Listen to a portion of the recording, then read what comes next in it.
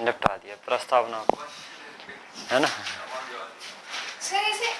अलग अलग हाँ, अपना तो मन में आ जाए वो सुना तो उसमें क्या है, वो तो लिख दी ऐसे ही। बोलना जरूरी है। नहीं नहीं, सटीक काय को बोलना है अपने को। देखो एग्जामिनर आपसे क्या पूछ रहा है इस बात से कोई फर्क नहीं पड़ता है, जो आपको पता है वो लिखना है ना, ऐसा कुछ है क्या? एक वर्ड आगे लिख दिया, एक पीछे लिख दिया, उसमें क्या हो गया? हाँ हाँ हाँ, ये सही है। एक काम किया करो, जब खाना खाते हो ना, खाना खाते हो कि नहीं खाते है, खाते हो तो पहले पानी पी लिया करो, है ना। पहले पानी पी लिया, फिर सब्जी सब्जी खा ली, फिर चपाती चपाती खा ली, फिर सैलेड सैलेड, ऐसा होता है क्या? तब तो हाँ, तो फिर ऐसा नहीं होता, तो फिर ऐसा यहाँ कैसे हो जाएगा भाई? उसमें तो कुछ भी कर सकते हैं। हाँ हाँ, वो तो अपनी घर की खेती है ना। जब चाहे तब काट लिए, जब चाहे तब कर लिए। आपकी कॉपी में कुछ भी लिख सकते हो, लेकिन जो आप लोगों के सामने एग्जामिनर जो पूछना चाह रहा है, तो एग्जामिनर जो पूछना चाह रहा है वही आपको बताना पड़ेगा, उसके अलावा आपको कुछ नहीं बताना है ना। हालांकि ये धीरे धीरे आप लोग सीख जाओगे, थोड़ा सा समय लगेगा, क्योंकि अभी आप लोगों की तैयारी की शुरुआती फेज ही है ना, ज़्यादा समय नहीं हुआ आपको। जैसे जैसे आपका जो दौर गुजरता जाएगा, बोलते ना ये दौर भी गुजर जाएगा, है ना, कि वक्त गुजर जाएगा, दौर नहीं गुजरेगा। वक्त तो लोगों का होता है, दौर हमारा होता है ना। सही है गलत है? क्या है? क्या है सही? दौर हमारा होगा, तो वो दौर कब आएगा? है तो ये वक्त भी गुजर जाएगा, वो दौर नहीं आएगा है ना। देखो पढ़ोगे तो दौर आएगा, नहीं पढ़ोगे तो ये वक्त भी गुजर जाएगा। ये तो वक्त है भाई, अच्छा भी होगा बुरा भी होगा, ये आपको डिसाइड करना है इसको कैसे बर्बाद करना है, कैसे यूटिलाइज करना है, ये आपको खुद डिसाइड करना पड़ेगा। इसके लिए आपको कोई अलग से सिखाने वाला नहीं आएगा कुछ, कि भाई ऐसा कर लो वैसा कर लो। यहाँ पर क्लास में सिर्फ आपको ये बताया जाएगा कि भैया इस तरीके को आप इस तरीके से डील करोगे तो आपको बेनिफिट होगा उस चीज़ का, इसमें कोई दो राय नहीं है। लेकिन अगर आप उस चीज़ को इम्प्लीमेंट ही नहीं कर रहे हो, 4 घंटे यहाँ पर पढ़ने के बाद अगर 2-3 घंटे घर पर नहीं दे रहे हो, तो मतलब नहीं रहेगा उसको जाके पढ़ा करो। 2 तरीके होते हैं पढ़ने के, या तो देखो जैसे डाउट वाला आपका जो क्वेश्चन होता है उसके बारे में बता दो। पहला बात, या तो आपको समझ में नहीं आ रहा है या फिर आप पढ़ नहीं रहे हो। तो कौन सा स्थिति है आप लोगों के साथ? सेकंड वाली। फर्स्ट तो नहीं है पक्का? किसी के मन में होगी फर्स्ट, तो बोल नहीं पा रहे हैं ना, है? देखो मैंने कितनी बार बोला है आपसे, आप एक चीज़ को मुझसे 50 बार पूछो, 100 बार पूछो, मैं आपको 100 बार भी बताऊंगा, तब तक बताऊंगा जब तक आपको समझ में नहीं आ जाएगा। बोलता हूँ तो उस चीज़ को पूछा करो अगर कुछ डाउट है तो। पहली बात तो ऐसी गुंजाइश आप लोगों को आती नहीं है, क्योंकि वो एक कहावत भी है ना, more study more confusion, no study, है ना। पढ़ोगे तो डाउट आएंगे, नहीं पढ़ोगे तो डाउट। ये आपको डिसाइड करना है कि आपको कौन सी कैटेगरी में जाना है। अभी तक तो आपको डाउट आए नहीं है ना, पढ़े ही नहीं हो। हाँ, हम तो इंदौर में घूमने आए हैं, इंदौर में तो हम पढ़ने ही नहीं आए हैं, है ना। क्यों छोड़ो, ऐसा कुछ है ना। क्या नाम है तुम्हारा? कुणाल।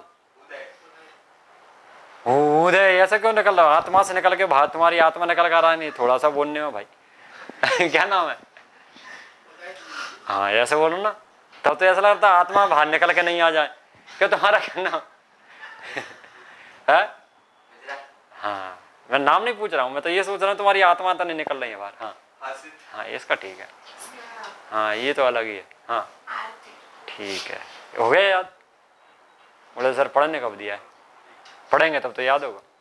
चलो कल पढ़ के आना। बाकी हमारी अनुसूची हमारी क्या क्या हुई थी वो समझो। देखो इस पर ब्लैंक पेज नहीं है कहीं का। चलो देखो, सबसे पहले यहाँ पर समझो, घर गए होंगे है ना, छुट्टियाँ बढ़िया मना कर आए हो आप लोग, फिर जाओगे दीपावली पर, है ना, फिर डब्बा गोल हो जाएगा, है ना। फिर क्या आएगा दीपावली के बाद? हाँ हाँ, वो भी ले लो, और नई साल भी आ जाएगी। हाँ, फिर संक्रांति भी आ जाएगी, फिर है, फिर क्या फिर भैया की शादी आ जाएगी, उसमें भी छुट्टियां चाहिए, है ना। फिर होली आ जाएगी, फिर बीच में वो फरवरी का महीना भी है ना, वो आते हैं ना, कौन कौन से डे आते हैं, है? वो कुछ त्योहार चलता है ना 7 दिन का, है ना, तो उसमें भी छुट्टियां चाहिए। क्यों नहीं चाहिए? चलो ठीक। अब देखो हमारी हमने जो अनुसूचियां देखी थी, सबसे पहले हमने अनुसूची 1 जो देखी थी उसको समझो। अनुसूची 1 में मैंने आपको क्या बताया था, इसमें आपका जो है संघ एवं उसका राज्य क्षेत्र, संघ एवं उसका राज्य क्षेत्र के बारे में आपका जो है विवरण दिया गया है, जिसमें आप लोगों के लिए क्या दिया है, 28 राज्य और 8 है ना, 8 केंद्र शासित प्रदेश। अगर ये अपडेट होते हैं आपके एग्जाम देने तक तो इसको आपको अपडेट करना है। अगर क्वेश्चन ये आ जाए कि भारतीय संविधान के कौन से अनुच्छेद में आपका परिवर्तन करने पर कौन सी अनुसूची स्वतः ही परिवर्तित हो जाएगी, तो याद रखना भारतीय संविधान के अगर अनुच्छेद 1 में आपका परिवर्तन होता है तो अनुसूची 1 में आपका स्वतः परिवर्तन हो जाएगा। क्यों हो जाएगा, क्योंकि जो आपका अनुसूची 1 है वही आपका अनुच्छेद 1 है। समझ में आया। दूसरी बात, इसी में आपको जो है याद रखना है कि भाई हमारी जो अनुसूची 2 है, अनुसूची जो आपका 2 है वो आप लोगों से क्या कहती है, क्या कहती है भाई, हाँ वेतन भत्ते। मैंने आपको बताया था कि भैया सबसे पहले हम शपथ लेने से पहले हम किसकी बात करेंगे, हमें क्या चाहिए, सैलरी कितनी मिलेगी, है ना। पैसे के लिए तो काम कर रहे हैं, ऐसा तो नहीं है कि समाज सेवा के लिए कर रहे हैं। हम तो सब सुबह से रात तक काम करेंगे, पैसे की तो हमें ज़रूरत ही नहीं है, क्योंकि हम तो समाज सेवी हैं। हम जब पैदा हुए थे तो पंडित जी ने पहले ही हमारी कुंडली में देख कर बता दिया था, इसके 36 गुण के बजाय 44 गुण हैं, और 44 गुण में से जो एक्स्ट्रा इसको जो गुण दिए गए हैं 8 वो समाज सेवा के लिए, 36 गुण तो शादी के लिए बचे हैं, है ना। सही है। तो आपको वो चीज़ भी याद रखनी है। हमें सबसे पहले क्या चाहिए भैया, वेतन चाहिए। बिना वेतन के तो हम कुछ भी नहीं करेंगे। अच्छा, किस किस के वेतन की बात की गई है यहाँ पर, राष्ट्रपति, उपराष्ट्रपति, हमारे जो आपके विभिन्न पद हैं उनके संदर्भ में मैंने आप लोगों को बताया था। ठीक उसी प्रकार से जैसे हमारा अनुसूची 2 में जो आप लोगों के सामने वेतन भत्ते की बात की गई है, ठीक उसी प्रकार से जिन जिन के वेतन भत्ते की बात अनुसूची 2 में बात की गई है, उन्हीं सभी के अनुसूची 3 में शपथ की बात की गई है ना। अनुसूची 3 में क्या है, अनुसूची 3 आप लोगों से कहती है कि भैया वेतन भत्ते की तो बात कर ली, अब शपथ तो ले लो, है ना। मैं जो भी करूंगा पैसे के लिए करूंगा, पैसे के लिए बिना कुछ नहीं करूंगा, है ना। चाहे टेबल के ऊपर से मिले चाहे टेबल के नीचे से मिले, है ना, यही शपथ होती है। लेकिन वहां पर आप क्या लेते हो, एक होता है शपथ और एक होता है प्रतिज्ञान, है ना। शपथ क्या होता है, आप ईश्वर को साक्षी मानकर लेते हो, वो होती है आपकी शपथ। और 2 तरीके के व्यक्ति होते हैं, एक होता है आपका आस्तिक और एक होता है आपका नास्तिक। पता है ये बात, है ना। 2 वर्ड में आप लोगों के सामने आए हैं, एक होता है आपका आस्तिक, है ना, और दूसरा होता है आप लोगों के लिए नास्तिक। आस्तिक कौन होता है और नास्तिक कौन होता है, ये बात आपको पता होना चाहिए। आस्तिक वो है जो आपका ईश्वर में विश्वास रखता हो, है ना, जो ईश्वर को मानता हो, भगवान है। जैसे कि आप लोग, है ना, मानते हो भगवान को। कैसे, जब मुसीबत में आते हैं तो सबसे पहले भगवान ही याद आते हैं ना। पेपर देने जाते हैं तो आज भगवान से बोलते हैं, हे भगवान आज बचा लेना, है ना, कल से मैं पढ़ना शुरू कर दूंगा, बस आज पास करवा देना। वो कल कभी आता नहीं है ना। ये प्रभु आनंद दाता ज्ञान हमको दीजिए, भले ही हमको कुछ नहीं आता, पास हमें करवा दीजिए, है ना। तो आप कौन हो गए, अगर आप इस तरीके की आस्था रखते हो तो आस्तिक हो। और एक वो होता है जो ईश्वर में विश्वास नहीं रखता, वो ये बोलता है ईश्वर नाम का कोई चीज होती नहीं है ना, हम ब्रह्मास्मि, वो अपने आप को ही ब्रह्म समझता है। तो वो आपका कौन होता है, नास्तिक। अब जो आपका ईश्वर को नहीं मानता है तो वो क्या लेगा, वो लेगा प्रतिज्ञान। समझ में आया। और जो ईश्वर को मानता है वो क्या लेगा, शपथ। समझ में आया। दोनों की बात कहां पर बात की गई है, अनुसूची नंबर 3। सबसे पहले तो आपको रोकड़ा चाहिए 2 में, है ना, याद रहेगा। हम पद ग्रहण तब करेंगे, पहले बताओ कितना मिलेगा। नोटिफिकेशन आता है तो उसमें आप सबसे पहले वैसे जो सामान्य तो जो देखा जाता है भैया कितनी पोस्ट है, पोस्ट का देखा जाता है डिप्टी कलेक्टर की सैलरी कितनी होगी। देखते हो कि नहीं देखते, ये तो नहीं देखते काम क्या क्या है। अभी तक पता है क्या काम, पता नहीं है, लेकिन सैलरी जरूर पता होगी, है ना। पता है कि नहीं पता, नहीं पता। तो कैसे आप लोगों के अंदर जो है एकदम से जुमला उमड़ पड़ा कि हमें सिविल सर्विसेज की तैयारी करनी है। किसको देख लिया, क्यों भाई, हाँ निकालो तुम्हारी आत्मा बाहर, निकालो तो सही। कब लगा तुम्हें कि तुम अधिकारी बनोगे,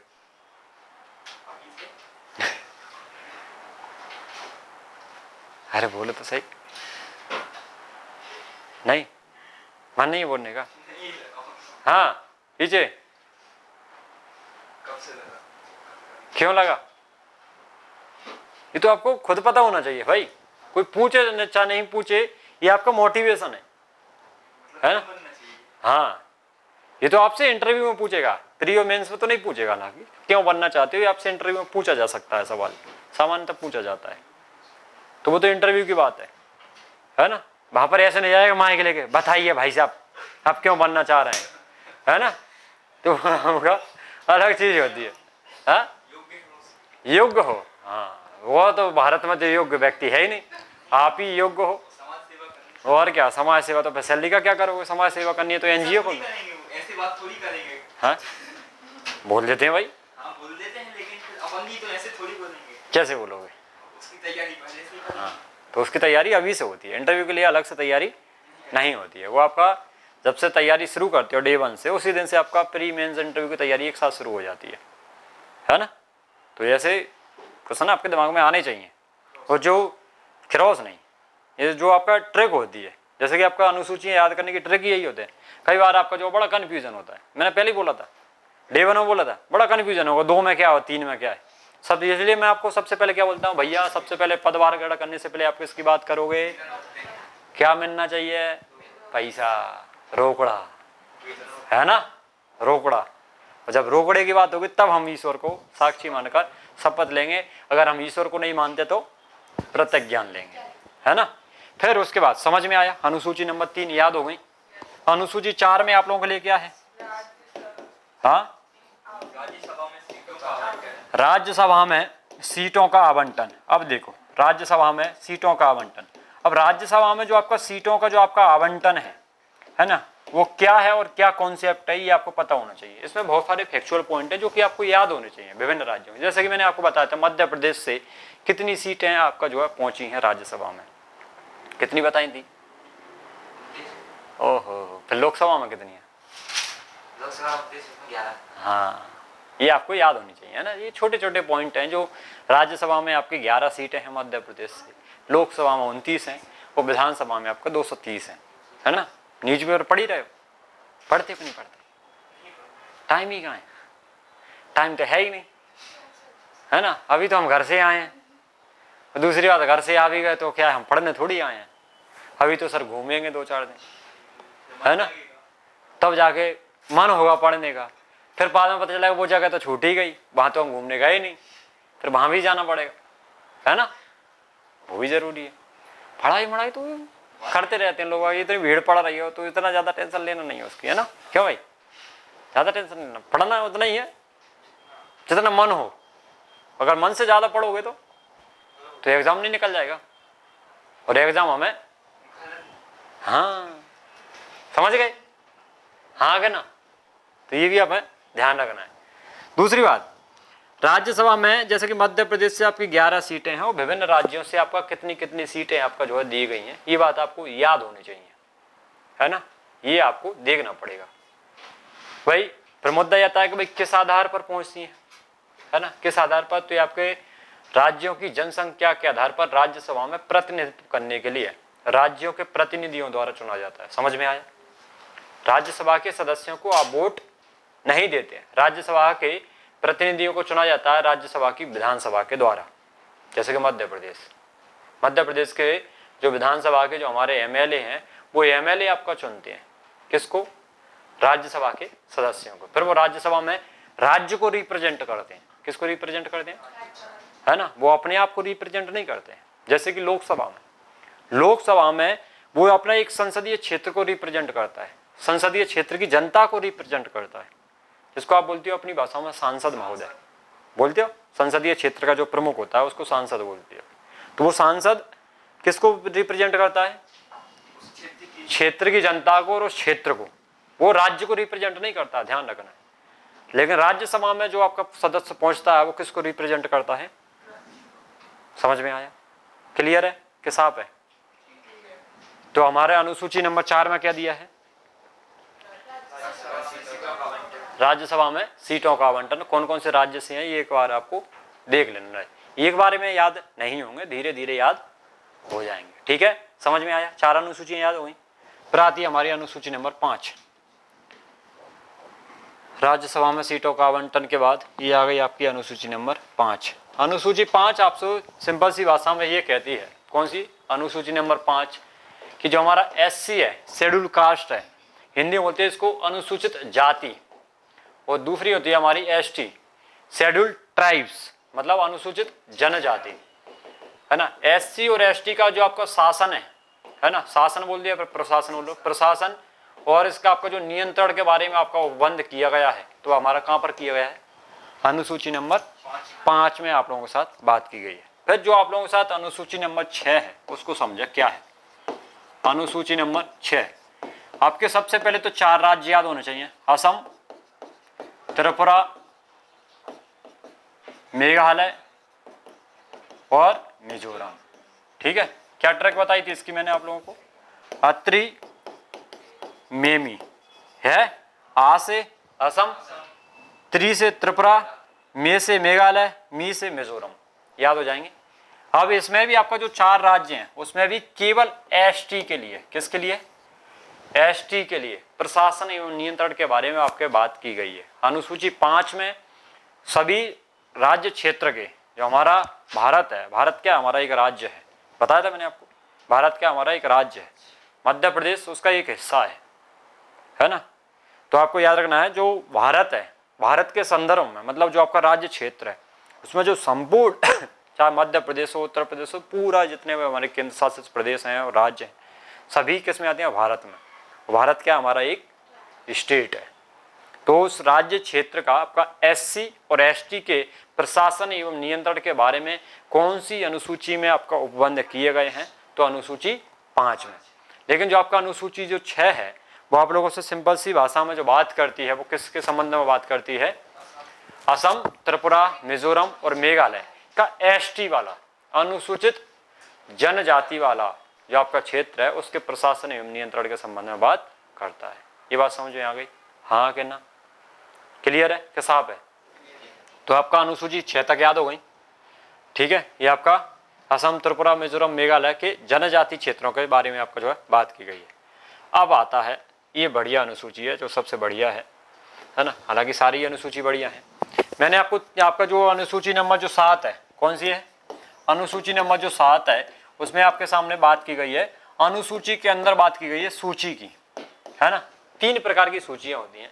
एक आपका सबसे पहले होती है सेंटर, जिसको आप केंद्र भी बोलते हो या फिर संघ बोलते हो, संघ सूची भी होती है और राज्य सूची भी होती है। एक होती है आपकी राज्य सूची, स्टेट लिस्ट, ये आपका सेंट्रल लिस्ट, और एक होती है आपकी समवर्ती कॉनकरेंट लिस्ट, है ना। अब ये क्या होती है, ये मैंने आपको बताया था, हाँ क्या ना, बताया था कि नहीं। केंद्र सूची या फिर संघ सूची क्या होती है, जिस पर कानून बनाने का अधिकार, हम बात कर रहे हैं कानून, कानून बनाने का अधिकार किसको होता है, केवल केंद्र को होता है। ये बात समझ आ गई। जो आपको केंद्र सूची है या फिर जो हमारी संघ सूची है, इस पर कानून बनाने का अधिकार किसको होता है, क्लियर। और राज्य सूची में आपका, राज्य सूची पर कानून बनाने का अधिकार किसके पास होगा, राज्य के पास होगा। समझ में आई ये बात। चाहे संघ सूची आ जाए, घबराना नहीं है, उसी को बोलते हैं केंद्र सूची आ जाए, उसी को बोलते हैं मतलब सेंट्रल लिस्ट। सेंट्रल लिस्ट पर कानून बनाने का अधिकार किसके पास होता है, तो केंद्र सरकार के पास होता है, सेंट्रल स्टेट गवर्नमेंट के पास होता है। भाई दूसरी तरफ आ जाए कि भाई जो हमारी स्टेट वाली लिस्ट है उस पर आपका कानून बनाने का अधिकार किसको होता है, तो किसको होगा, राज्य को होगा। समझ में आया।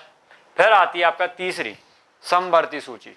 समवर्ती सूची पर कानून बनाने का अधिकार किसके पास होता है, किसके पास होता है, तो याद रखना है इस पर आपका दोनों कानून बना सकते हैं, केंद्र भी बना सकता है और अगर भविष्य में दोनों में होता है टकराव, होता है ना, होता है कि नहीं होता, कैसे टकराव होता है, सेंटर में मतलब दूसरी गवर्नमेंट है, हो सकता है दोनों सेम गवर्नमेंट हो तब भी टकराव हो जाएगा, विचार मिले, जरूरी तो नहीं है। आप लोगों के विचार मिलते हैं क्या, है ना। एक से आप बोलते थाना था लिया क्या, पूछते हो कि नहीं पूछते, नहीं पूछते क्यों भाई, नहीं पूछते, नहीं पूछते, चलो फिर अच्छी बात है। तो अगर टकराव होता है उस स्थिति में, उधर से बोल दिया नहीं था या, तो आप बोलते हो क्यों नहीं था या, बोलते हो। तो ये वाली जो आपकी स्थिति बनती है, तो उस परिस्थिति में अगर टकराव होता है तो वहां पर ध्यान रखना है। तो टकराव की स्थिति में आपके लिए हावी कौन होगा, तो उसमें आपका केंद्र सरकार आप लोगों के लिए हावी हो जाएगी। क्लियर है कि साहब में, हमारा केंद्र सूची में आपका कानून बनाने का अधिकार केंद्र के पास होता है, राज्य सूची में कानून बनाने का अधिकार राज्य के पास होता है। समवर्ती सूची में आपका केंद्र और राज्य दोनों के पास होता है। अगर विशेष परिस्थितियों में, अगर किन्हीं परिस्थितियों में दोनों में टकराव होता है तो उस पर आपकी कौन होगा, केंद्र आपके लिए हावी हो जाएगा। क्लियर है। फिर मुद्दा आता है कि भाई इसमें आपके कितने विषय दिए गए हैं। सबसे पहले जब हमारी जो बनी थी तब कितने विषय थे, और फिर दूसरा आपके सामने क्वेश्चन बनता है कि वर्तमान में कितने विषय हैं। याद है कि भूल गए? याद है कि भूल गए भाई? हाँ, कितने थे पहले? हमारा जो केंद्र सूची थी, पहले हमारे विषयों की संख्या कितनी थी? 97। हाँ, वर्तमान में कितनी है? 100। बहुत बढ़िया। मतलब पहले कितने विषय थे और अब कितने हैं? फिर राज्य सूची में, 66, है ना, अब कितने हैं? 61। बहुत बढ़िया। इसमें कितने थे? 47। अब कितने हैं? हाँ, 52। ये बात भी आपको याद रखनी है। क्लियर है, याद हो जाएगा। अगर ऐसा किसी प्रकार का क्वेश्चन बनता है तो आप लोग देख पा रहे होंगे संख्या के हिसाब से ही। पहले जब विषय रखे थे तो 97, केंद्र सरकार क्या करता है, शक्तियों को अपनी ओर रखना चाहता है। वो चाहता है ना कि भाई उसके पास ज्यादा पावर रहे, स्टेट के पास कम पावर रहे। तो यहाँ पर क्या हुआ, बढ़ाए विषय, बढ़े कि नहीं बढ़े? 97 से कितने हो गए? हो गए। फिर राज्य सरकार के पास क्या होता है, केंद्र क्या चाहेगा, इसके पास पावर पहले कितनी थी, फिर कितने कर दिए, कम की है। समवर्ती सूची में क्या होता है, दोनों कानून बनाता है, टकराव होता है तो कौन हावी होगा, तो क्या चाहेगा, बढ़ेंगी कि कम होंगी? तो पहले कितने थे, अब कितने हैं? हो गए याद? क्लियर, हाँ कि ना? तो हमारा क्वेश्चन आ जाए कि भाई हमारा केंद्र सूची क्या होती है, राज्य सूची क्या होती है, समवर्ती सूची क्या होती है, तो इसमें आपको किसी प्रकार का कोई डाउट और समस्या नहीं होनी चाहिए। ये बात आपको विशेष रूप से याद रखनी है। ठीक है, हाँ कि ना? फिर हमारी आती है 8वीं अनुसूची। 8वीं अनुसूची किसके संदर्भ में बात करता है आप लोगों के साथ? भाषा, है ना? आपकी कौन सी भाषा है? हिंदी। हिंदी बोलते हो? ये तो कहाँ आ रही है, कहाँ जा रही है बोल रही थी, कहाँ टिंग आ रहा है। उस दिन क्या बोल रहे थे? उस दिन क्या बोल रहे थे? कटी छई। ये क्या होता है कटी छई? कहाँ जा रही को बोलते कटे चली, ऐसा बोला मैंने। कटी, कटी नहीं, कटे कटे। खटे, हाँ, खटे नहीं कटे। कटे, हाँ, कटे, कटे मतलब कहाँ? हाँ, फिर आगे जहीरी। जहीरी। अच्छा जहीरी, अच्छा मेल हो चाहे फीमेल हो? हाँ? नहीं, मेरे लिए तो जहीरो। जहीरो। हाँ, तुम कैसे बोलते हो? हाँ,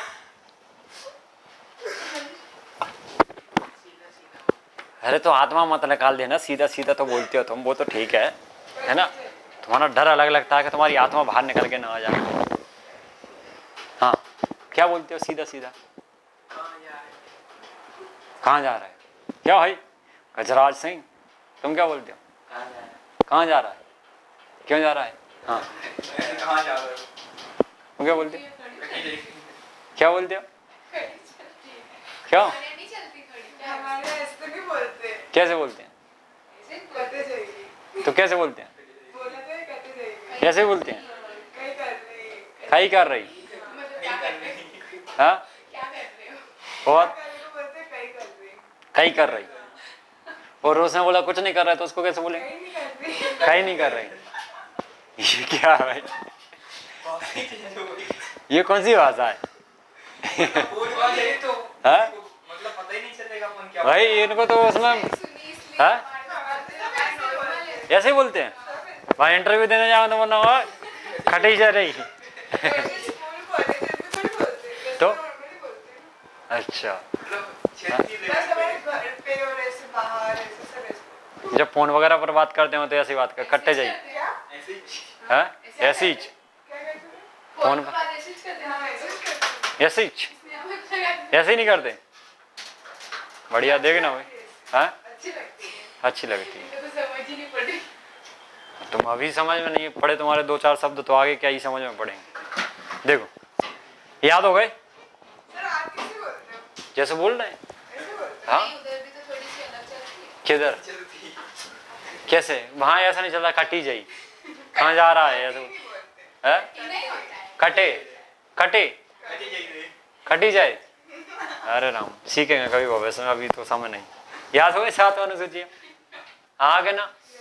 ठीक है। अब आती है हमारी भाषाएं। कौन सी भाषाएं? ये आप लोगों के सामने विषय हैं, कुछ विषय जैसे कि विदेशी मामले आपके कौन सी सूची के विषय के अंतर्गत आते हैं? करेंसी और मुद्रा, रोकड़ा किसके पास है? ये आपको याद हो जाए तो ठीक है, लेकिन आपको समझने के लिए आपको पता होना चाहिए भाई कौन कौन से विषय है।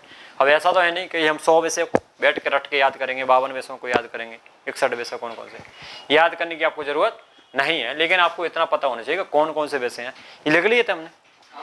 सब लिख लिए? कहाँ लिखे बताओ?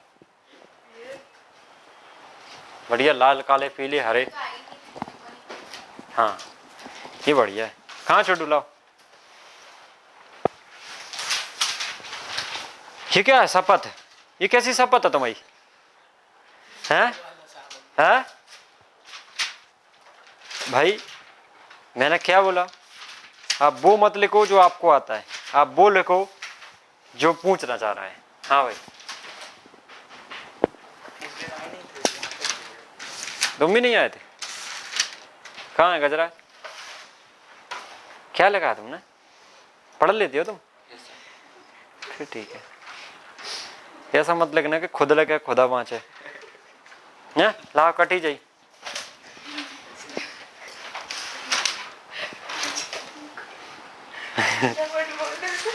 हाँ अब टाइम लगेगा ना भाई सीखने में, कटी जाइए है ना? अब तुम लोगों से ऐसे बोल दूं मैं एक दिन में संविधान में आप लोगों को पढ़ा दूं। कटे लिख क्यों?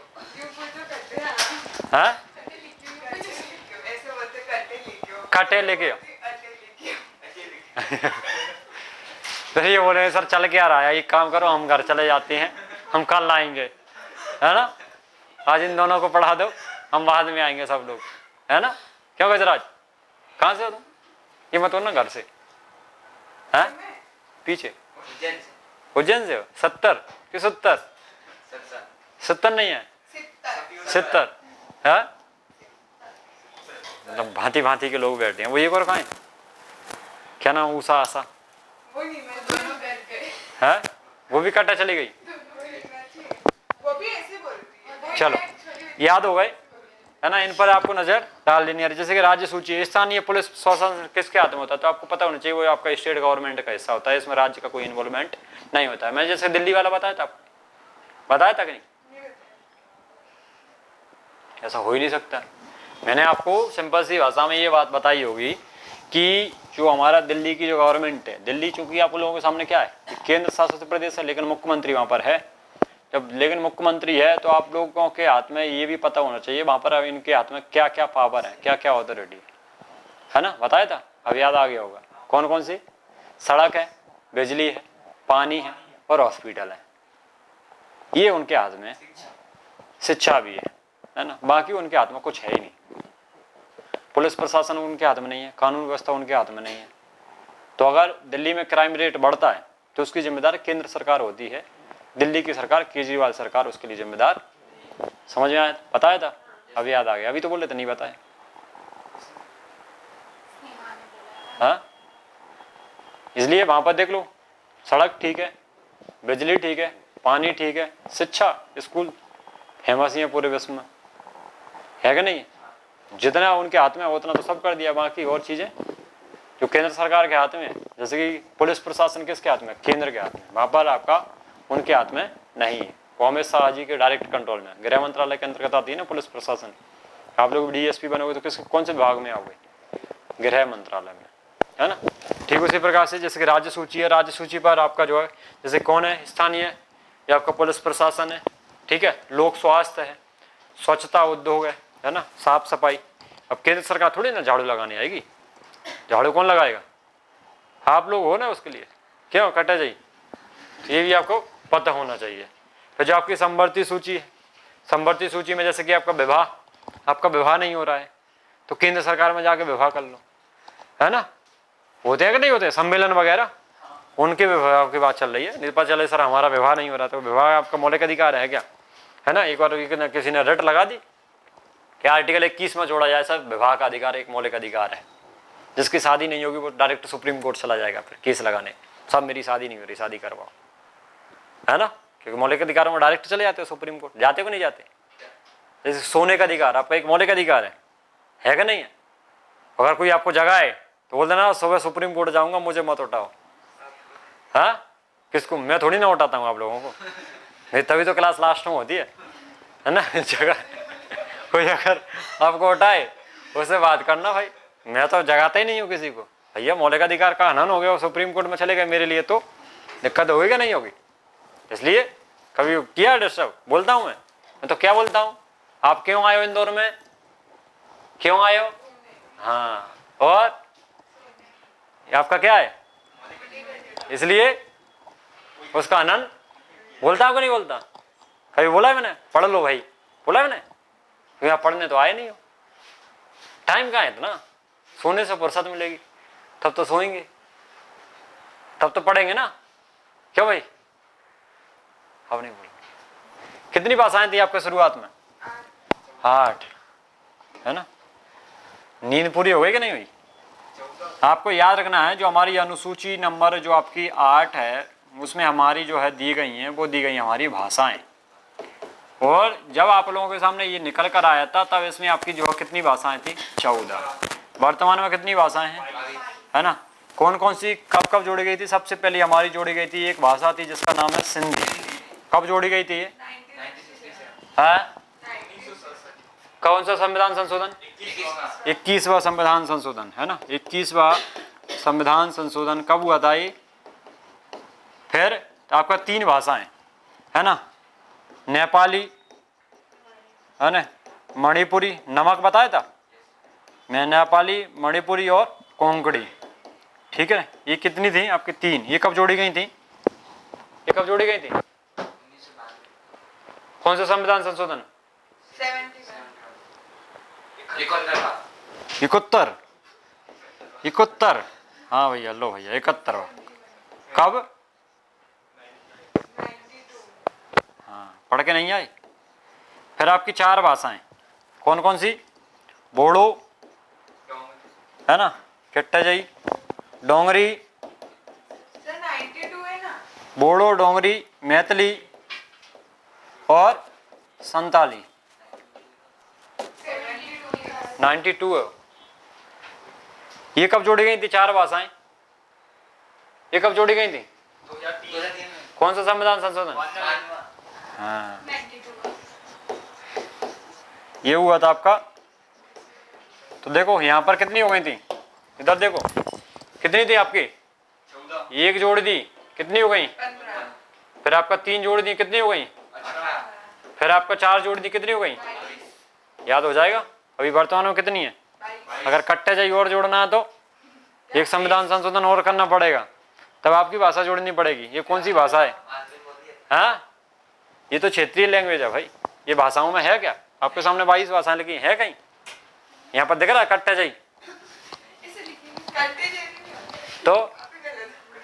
क्या होता है? आपको बोलने नहीं आ रहा। तो क्या बोलते हैं? हर्षित है? मजाक उड़ा रहे सर आप हमारी भाषा का। सर मालवी है ना, वो मालवी। मालवी है सर। कौन सी है? तुम कहाँ से? हाँ, बुंदेलखंड से। बोल के बताना, हाथ में निकाल के बाहर। क्या अलग बोल? देखो, याद हो गए? याद हो जाएंगे? हाँ के ना? याद हो गए? कौन बताएगा 8 अनुसूचियां पहले? ये मैंने आपको जो है बताई थी। देखो ध्यान से सुनो। जब हमारा संविधान बना था, है ना, जब हमारा संविधान बना था उसमें अनुसूचियां कितनी थी? 8। अभी कितनी है? 12। है ना? अब कौन सी बची हैं? 9, 10। यही बची हैं। हाँ। तो मतलब ये संविधान संशोधन के तहत जोड़ी गई होंगी। सबसे पहले आपको 8 याद हो गई? हाँ बताओ। फर्स्ट राज्य और संघ। हाँ, सेकंड वेतन है ना? वेतन। थर्ड है शपथ। फोर्थ है राज्यसभा का आह्वान। फिफ्थ है आवरण। अरे आवाज हो गया। हाँ, जो भी।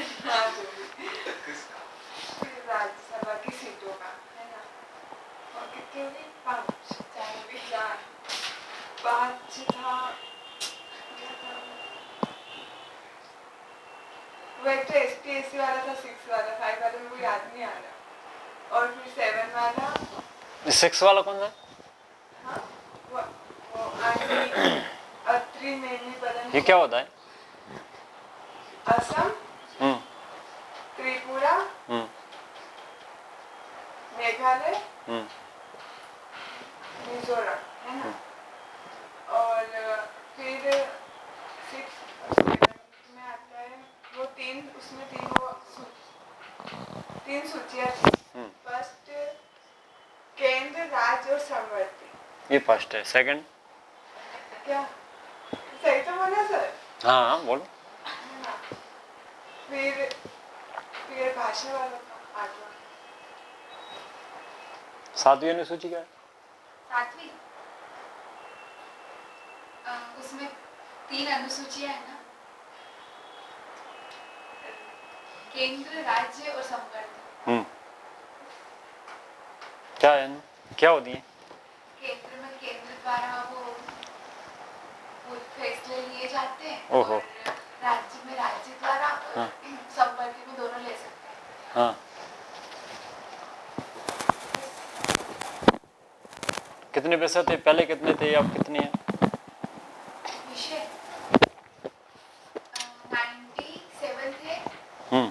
फिर 100 हो गए। किसमें? सर ये नहीं पता, बस थे। हाँ और 66 हाँ केंद्र में थे ना, और फिर राज्य में 66 थे तो 61 हो गए, और संवर्ती में ना 52 थे तो 56 हो गए। पता नहीं 47 से 52 हो गए। 8वीं क्या है? भाषाएं। कौन सी भाषाएं? बाईस भाषाएं। कब कब कौन कौन सी जोड़ी गई थी?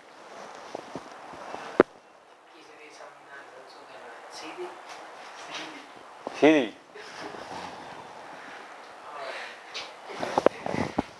हाँ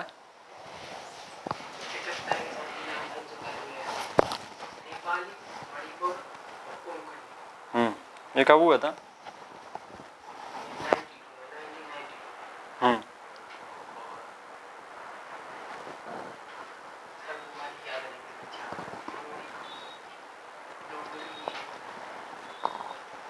हाँ अर्जुन बताओ, भाषाएं कौन कौन सी कब कब जोड़ी गई? 1967 में 21वें संविधान संशोधन से सिंधी, 71वें संविधान संशोधन, सन 1992 में नेपाली, सही बता रहे, बताओ। मणिपुरी और कोंकणी। हाँ। और उसके बाद फिर 92वें संविधान संशोधन 2003 में बोडो, डोगरी, मैथिली, संथाली। यहाँ तक हमने लिख लिया था ना? हाँ। पूरा लिख लिया पक्का? अब लिखो 9वीं अनुसूची, हेडर डालो 9वीं अनुसूची, 9th शेड्यूल। 9th schedule.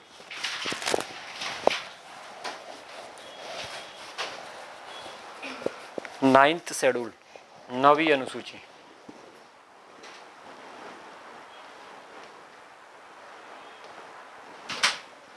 देखो समझो पहले इसमें है क्या, बहुत इंपॉर्टेंट है। इसमें आपको इतना याद रखना है कि जो हमारी 9th अनुसूची है, सबसे पहले तो आपको याद रखना है कि हमारे मूल संविधान में थी ही नहीं है। जब मूल संविधान में नहीं थी तो फिर कब लाया गया इसको? तो इसमें आप लोगों को याद रखना है प्रथम संविधान संशोधन, सबसे पहला संविधान संशोधन कब हुआ था? ये हुआ था आपका 1951 में। कब हुआ था? 1951 में। इसमें आप लोगों को इतना याद रखना है कि इसके अंतर्गत सबसे पहले तो राज्य द्वारा संपत्ति के अधिग्रहण के संबंध में जो आपकी विधियां होती हैं, जो आपके नियम होते हैं, जो आपके लॉ होते हैं, उनका उल्लेख किया गया है। दूसरी बात, इस अनुसूची में जो आपके विषय होते हैं उनको आपका न्यायालय में चुनौती नहीं दे सकते। ये कहाँ पर है? 9वीं अनुसूची में। मतलब जो इसके अंतर्गत विषय होंगे, जो हमारा 9th शेड्यूल का जो आपका विषय होगा, तो इसमें आपका 9th शेड्यूल के विषय को आपका न्यायालय में चुनौती नहीं दे सकते। दूसरी बात, आपको एक और बात पता होना चाहिए, लेकिन ये आपका बाद में बोला था। ये जो आपका पॉइंट है कि न्यायालय में आपको चुनौती नहीं दे सकती, तो आपको बाद में बोला। और अगर क्वेश्चन ये आ जाए गलती से कि इसमें आपका कितने अधिनियम है ना, वर्तमान में जो आपका अनुसूची नंबर जो 9 है, तो 284 अधिनियम है इसके अंतर्गत वर्तमान में, एट अ प्रेजेंट टाइम। दूसरी बात आपको याद रखना है कि जो अब तक यह मान्यता थी कि आपका 9वीं अनुसूची में सम्मिलित कानूनों की आपका न्यायिक समीक्षा नहीं की जा सकती, मतलब इसमें जो आपका विषय होगा उन पर आपका कुछ नहीं होगा। लेकिन आप लोगों को ये बात पता होना चाहिए 2007 में संविधान की जो आपका पीठ थी उसके एक निर्णय में आपका स्थापित किया गया था 9वीं अनुसूची में किसी भी कानून को इस आधार पर चुनौती दी जा सकती है कि अगर वो मौलिक अधिकारों का उल्लंघन करता है। देखो सिंपल सी भाषा में पहली बात आप लोगों के साथ ये कहना चाह रहा है 9वीं अनुसूची कि 9वीं अनुसूची आप लोगों के सामने सिंपल सी भाषा में कि इसमें जो विषय हैं उन विषयों को न्यायालय में चुनौती नहीं दी जा सकती। लेकिन ये आपका प्रावधान था जैसे कि संपत्ति का अधिग्रहण से संबंधित आपका इसमें प्रावधान था कि भाई इसमें आपका जो है न्यायालय में चुनौती नहीं दे सकते। जैसे कि यहाँ पर क्या हो रहा था, देखो समझो, ये हमारी संपत्ति है, ये हमारा घर है, ये हमारा खेत है। अब यहाँ से सरकार बना रही है सड़क, क्या बना रही है, जब ये सड़क बना रही है और आपका खेत है वो खेत आ रहा है बीच में, तो सरकार आपके सामने दो ऑप्शन देगी, जमीन के बदले जमीन, जमीन के बदले पैसा देगी। पूछेगी भैया जमीन के बदले पैसा ले लो या जमीन के बदले जमीन ले लो। यहाँ पर होगा क्या, यहाँ पर दोनों ही परिस्थिति में आप ऐसे बोलोगे कि भैया हमें जो जमीन मिल रही है, हमारी जो मिट्टी है ये वाली आपका लाल मिट्टी, हमें आप काली मिट्टी दे रहे हैं, पर हमारी जो काली मिट्टी है वह पीली मिट्टी दे रहे हैं। तो अब इसमें आपका परिवर्तन हो रहा है, होता है ना कि भाई एक होती है बहुत अच्छी उपजाऊ मिट्टी, ज्योग्राफी में आप लोग पढ़ोगे है ना, और एक तरफ आप लोग पढ़ोगे कि एक आपका रेती वो आपका वैसी है कंक्रीट वाली है, यहाँ पर सिर्फ ज्वार बाजरा होगा, वहाँ पर अच्छी फसल नहीं होगी, लेकिन आप तो नुकसान में हो, हाँ क्या ना। तो आप क्या करोगे, उस ऑफर को ठुकरा दोगे, है ना, ठुकराओगे कि नहीं ठुकराओगे। दूसरा ऑफर वो सरकार क्या देगी, जमीन के बदले, लेकिन जो पैसा है मान के चलो आप लोग जो बेच रहे हो है ना, सरकार अपने हिसाब से सरकारी रेट देगी, लेकिन सरकार क्या बोलेगी आपसे सिंपल सी भाषा में कि भैया हम तो उतना ही पैसा देंगे जितना हमारे रेट है ना। तो आप उसको भी स्वीकार नहीं करोगे तो उसमें क्या होगा, सरकार आपकी जमीन को हड़प लेती है। सरकार ने पहले दो ऑप्शन दिए, दोनों ही ऑप्शन आपने नहीं माने, क्योंकि उनको सड़क बनानी है तो वो आप पे सड़क बना देंगे। अब जब सड़क बन गई है तो आप क्या चले जाओगे डायरेक्ट सुप्रीम कोर्ट, क्योंकि आपको ये बात पता है कि आपका एक जो संपत्ति का अधिकार था वो एक हमारा मौलिक अधिकार भी है, और मौलिक अधिकारों का जब आपका उल्लंघन होता है तो हम डायरेक्ट सुप्रीम कोर्ट जा सकते हैं, और 9वीं अनुसूची का भी विषय है। लेकिन यहाँ पर आपका मौलिक अधिकारों की श्रेणी से तो आपको 1978 में हटा दिया। कब हटा दिया, 1978 में हटा दिया। मौलिक अधिकार आपका मौलिक अधिकार नहीं है, संपत्ति का अधिकार, वो आपका क्या बना दिया, कानूनी अधिकार। लेकिन यहाँ पर जो आपकी 9वीं अनुसूची में था, तो 9वीं अनुसूची में भी आप लोगों के सामने शुरुआत में ये बोला गया था कि भैया इसमें जो विषय होंगे जिसमें संपत्ति वाला विषय भी है, इस पर हम जो है सुप्रीम कोर्ट आपका जो है कुछ नहीं बोलेगा, मौन रहेगा, सुप्रीम कोर्ट जा ही नहीं सकते। फिर आपका 2007 में, कब 2007 में संविधान की जो पीठ थी उसने आपका निर्णय दिया कि अगर मौलिक अधिकारों का उल्लंघन हो रहा है तो मौलिक अधिकारों के उल्लंघन में आप कहाँ जा सकते हो, सुप्रीम कोर्ट की शरण में जा सकते हो, सुप्रीम कोर्ट इसकी सुनवाई कर सकता है। समझ में आया कि नहीं आया, हाँ कि ना, आ गया। तो लिखो 9वीं अनुसूची, 9th शेड्यूल,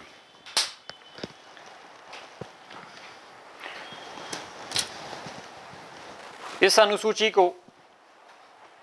अनुसूची को प्रथम संविधान संशोधन 1951 के द्वारा जोड़ा गया।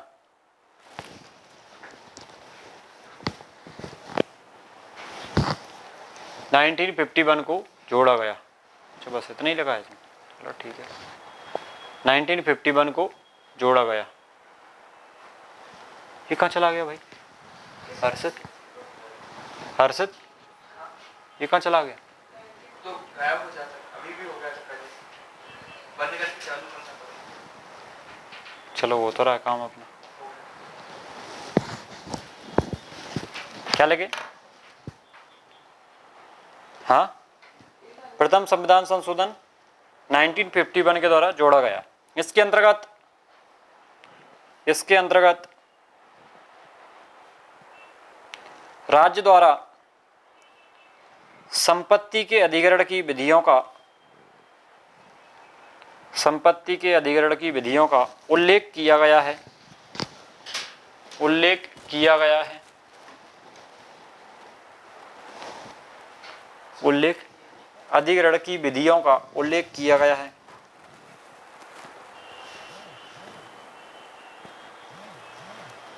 इस अनुसूची में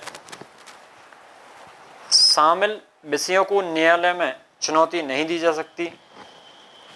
इस अनुसूची में शामिल विषयों को न्यायालय में चुनौती नहीं दी जा सकती। इस अनुसूची में शामिल विषयों को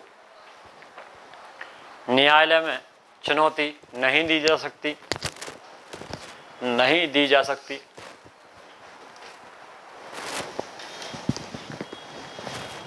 वर्तमान में इस अनुसूची में 284 अधिनियम है। 284 अधिनियम है। वर्तमान में इस अनुसूची में 284 अधिनियम है।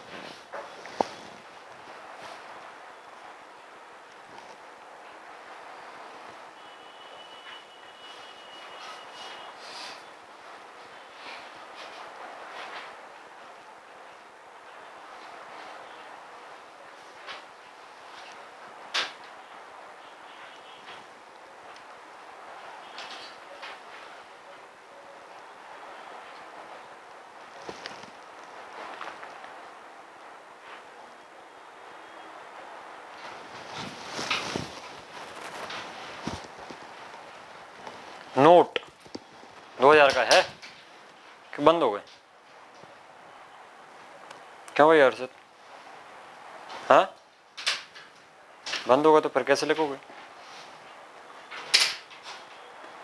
हाँ, तो उसमें सारे केसेस तो आपको बताने की जरूरत नहीं है। वैसे सारे केसेस बता दिए आपको, तो आप बोलोगे सर हम कल लाएंगे, आप सारे केसेस हमें बता देना।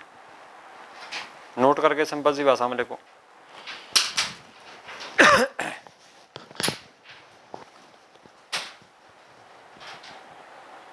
अब तक यह मान्यता थी कि संविधान की 9वीं अनुसूची में शामिल कानूनों की संविधान की 9वीं अनुसूची में शामिल कानूनों की 9वीं अनुसूची में शामिल कानूनों की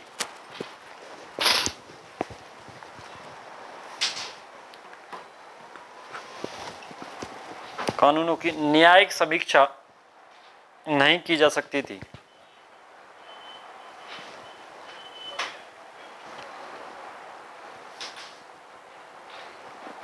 लेकिन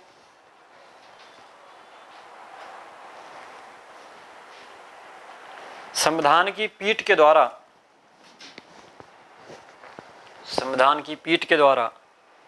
11 जनवरी 2007 को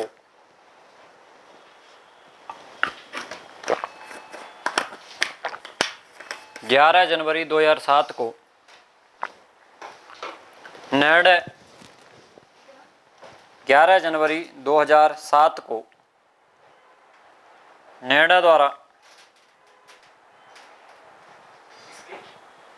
निर्णय मतलब डिसीजन द्वारा इस अनुसूची में शामिल कानून को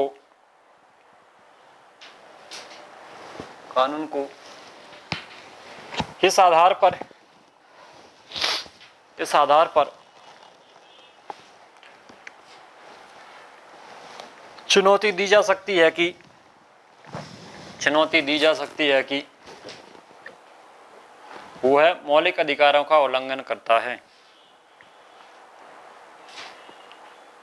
और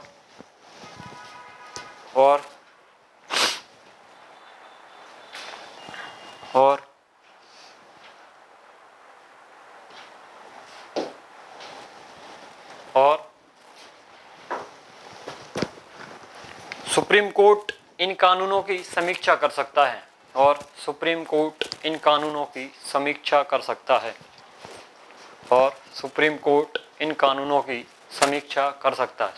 मतलब उच्चतम न्यायालय। समझ में आया है? हाँ कि ना? फिर लिखो 10वीं अनुसूची।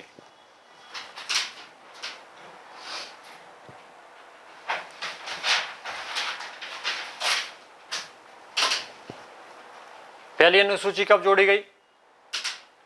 कब जोड़ी गई? 1991। प्रथम संविधान संशोधन 1951। अगर क्वेश्चन है कि 10वीं अनुसूची भी तो बाद में जोड़ी गई थी ना, हाँ क्या ना? 10वीं और 11वीं और 12वीं, तो पहली तो आपने लिख ली। अगर 10वीं पूछा जाए तो सबसे पहले तो आपको ये याद रखना है कि 52वां संविधान संशोधन हुआ था। कौन सा? 52वां संविधान संशोधन कब हुआ था? 1985 में। लिखो सबसे पहले तो ये वाला पॉइंट 10वीं अनुसूची में। इस अनुसूची को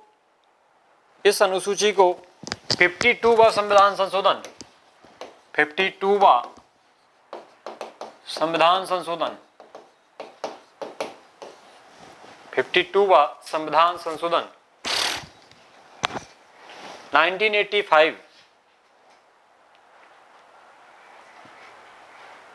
1985 क्या बोलते हैं तुम्हारे यहाँ? 85 बोलते हैं? फिर ठीक है, 85 बोलते हैं, ठीक है।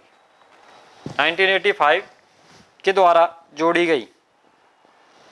इसमें क्या है? इसमें प्रावधान क्या है? प्रावधान सुन लो। इसमें आपका दल बदल से संबंधित है। दल बदल क्या होता है अर्षद? दल बदल बदला है कभी? पहले कौन से दल में थे, अब कौन से दल में हो? पहले उसी में थे और अब वोट किसको दे रहे हो? छोटे छोटे बच्चों को वोटर कार्ड बन गया, इधर बन गया, वोट डालोगे इस बार? एक बार दे दिया, अब दूसरी बार डालेंगे। अच्छा, इधर नहीं दिया, बन गया, इस बार दोगे? बड़े हो गए अब, किसको दोगे?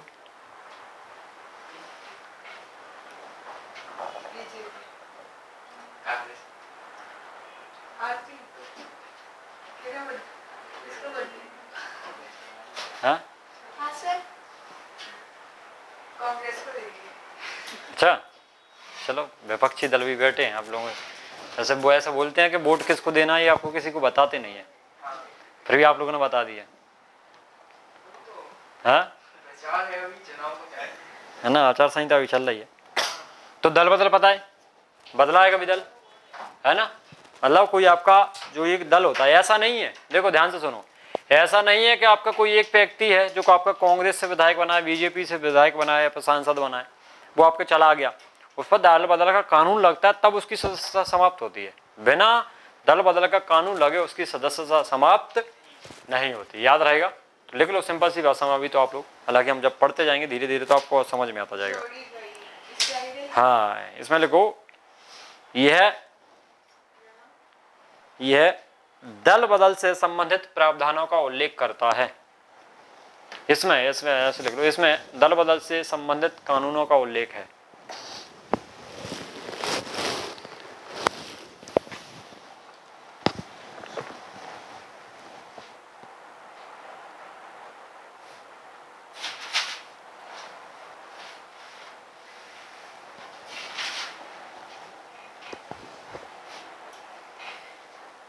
हो गई 10 की 10 याद? हाँ, अब बचती है आपकी 11वीं और 12वीं, है ना? तो 11वीं तो आपको पता ही है, पता है कि नहीं पता? और 12वीं पता है। अगर ये तो आपको पता ही है, देखो सबसे पहले ये आपकी किससे संबंधित है? ये आपकी पंचायती राज, पढ़ेंगे हम पूरा। ये किससे संबंधित है? ये आपके नगरीय निकाय से, नगरीय निकाय से। कौन सा संविधान संशोधन हुआ था इसके लिए? इसके लिए हुआ था आपका 73वां। ये कब हुआ था? 1992। इसके लिए कौन सा हुआ था? ये कब हुआ था? लिख लो दोनों ही चीजें।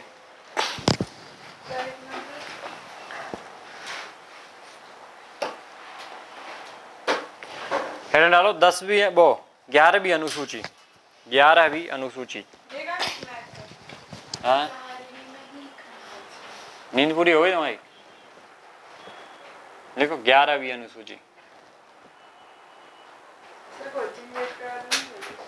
हाँ,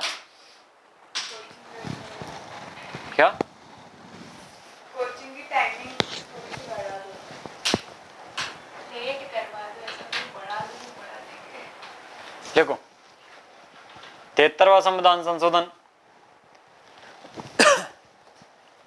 73वां संविधान संशोधन, हाँ 33 बोल रहे हो, भारत देश के नागरिक। ना तो हिंदी अच्छी, ना तुम्हारा गणित अच्छा, ना तो अंग्रेजी अच्छी, कहाँ से उठ के आ गए गाँव के लोग। 73वां कॉन्स्टिट्यूशन अमेंडमेंट 1992 के द्वारा 11वीं अनुसूची जोड़ी गई। इसमें पंचायती राज संस्थाओं को कार्य करने के लिए, पंचायती राज संस्थाओं को कार्य करने के लिए, पंचायती राज संस्थाओं को कार्य करने के लिए कितने विषय हैं? तो याद रखना है 29 विषय, 29 विषय। हाँ, 73वां संविधान संशोधन 1992 के द्वारा जोड़ी गई। इसमें पंचायती राज संस्थाओं को, पंचायती राज संस्थाओं को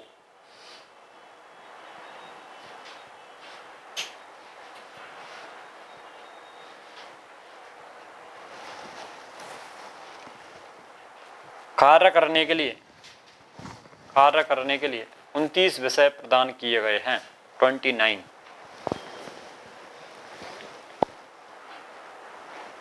फिर देखो 12वीं अनुसूची,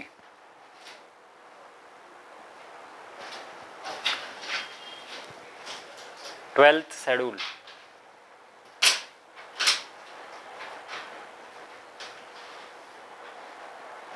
इसमें देखो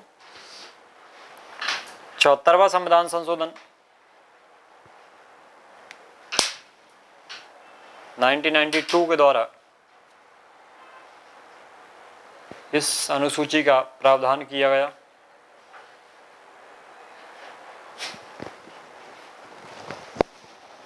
इस अनुसूची का प्रावधान किया गया 1992 के द्वारा इस अनुसूची का प्रावधान किया गया।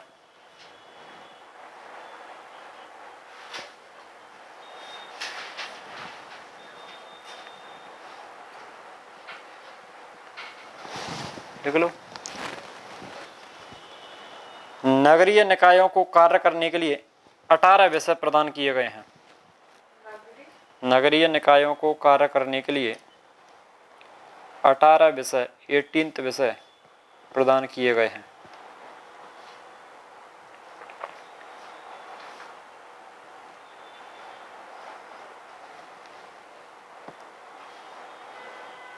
अब आपके कल 18 और 29 विषय लिखा दिए जाएंगे ना, याद भले ही ना हो लेकिन लिख जरूर लेना, ठीक है।